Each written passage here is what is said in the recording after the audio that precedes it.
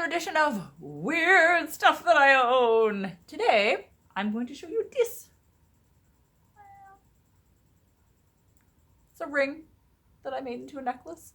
But the thing about this ring is that it's fucking huge. Like, watch. Like, look at how big this is on my finger. Why is it that big? Because this is, in fact, the ring of a sideshow giant. I found this, like most of the things I'm going to tell you about, at an antique flea market. And I was like, why the hell is that ring so big? And on it, it has an inscription. It says, J.G. Tarver, Texas Giant. Oh, you can see that. J.G. Tarver, Texas Giant. So I didn't know anything about it. I bought it like really inexpensively. And I put it on this necklace because obviously I can't wear it as a ring. I don't know who could. And I did a little bit of research on him. And he was apparently a man named Jim Tarver. And he was born in 1885 in Texas. And he grew to 8'4" tall, which makes me look like a little short person. And I don't know how I feel about that. But anyways, so yeah, he was 8'4" and he toured with the Ringling Brothers Circus and various other circuses from about 1909 to 1935, from what I read.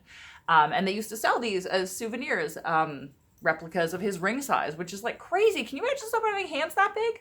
Like, what the hell? Like, I could probably fit like more than 2 of my fingers in here. That's craziness. Anyways, yeah, and he had various names. They called him What a Man Tarver and like Texas Jim and all sorts of other stuff. And yeah, I mean, these are not really worth anything. They apparently are pretty cheap on the internet, but that doesn't matter to me. I'm not in it for like what stuff is worth. Like, I'm in it for like the cool stories behind it.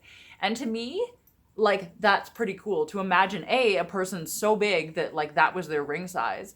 And I have a couple friends that actually do sideshow professionally because they're, you know, born different. Like my friend One Arm Bob, he's a sideshow performer, and a couple other people. And like, I think that's really interesting to me, like the whole like sideshow life and like old circus type stuff. I have a few books on it over there in my bookshelf.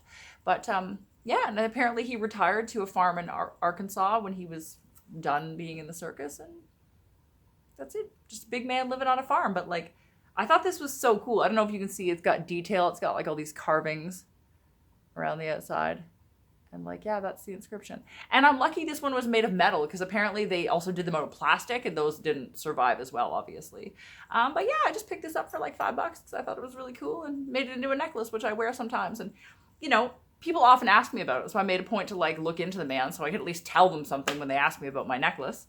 And yeah, that's it. There you go. My giant sideshow ring on a necklace that I picked up for cheap.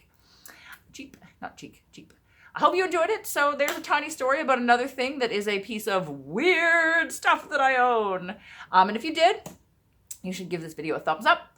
If you want to ring the bell, you can get notifications for when I post more weird stuff that I own videos.